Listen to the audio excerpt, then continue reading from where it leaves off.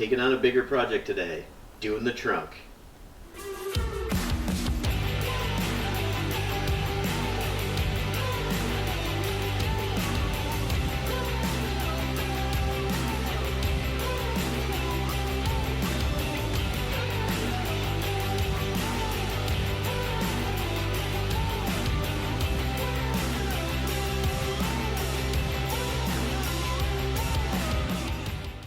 So this video is going to be more about the results than it is the process.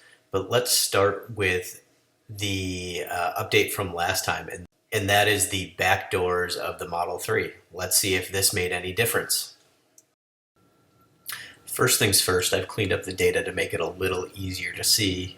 I added some spacer rows so you can see where we're going, removed the future tests so those aren't confusing, and I will highlight things as we go through.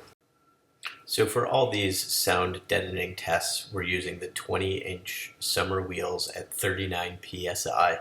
And the conditions are varying, and this is going to have an interesting effect on the result because they do matter quite a bit. In all of them, they are damp, but the level of rain and wind and water on the road varies. As I talked about previously, the soundproofing of the front doors brought down the noise level by about half a decibel as shown here. Some of that might have been different road conditions, but I do know it made an effect. Moving on to adding of the soundproofing in the back doors. Interestingly enough, the decibel level actually went up almost across the board. I really think this is due to wet conditions more than anything.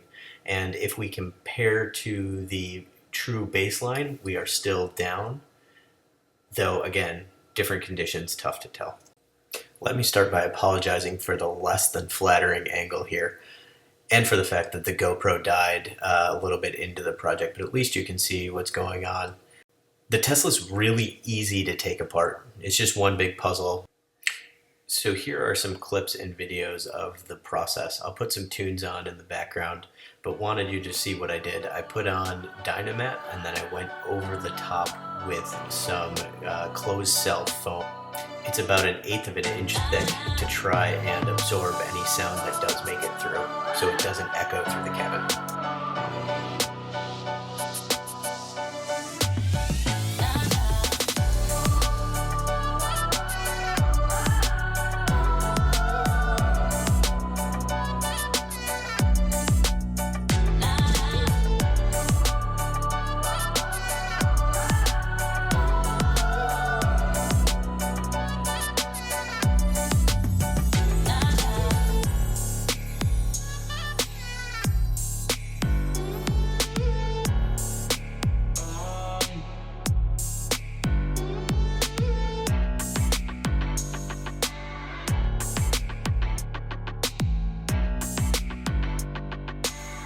So here's where things started going poorly.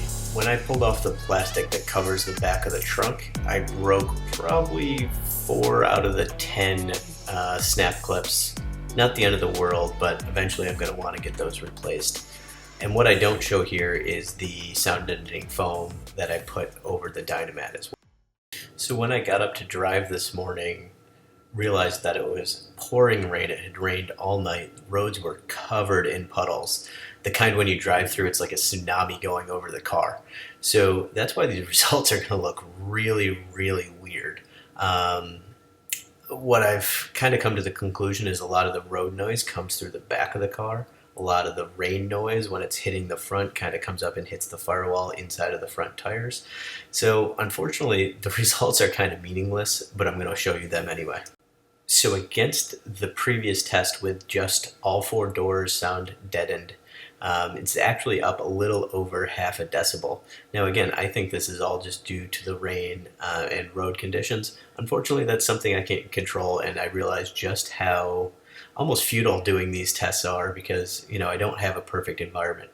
But I did drive around last night, kind of slowed speeds in the city, and it felt like there was a difference. Was that because I just put in a lot of work and wanted to think so? Don't know. And finally, if I compare against the original baseline, 20s, summer tires, 39 PSI, actually up about 0.3 of a decibel. This says to me the conditions were really bad and a lot of new noise had come into the system. The other thing that may have affected the test, and I can't tell if you can see in this video, is that the decibel meter is actually angled quite a bit forward and pointed at the windshield. It may actually just be picking up a lot of that wind noise and isn't getting kind of what I call a full cabin picture to pick up the effect of the sound deadening in the trunk. I guess it just goes to show you that no test is perfect.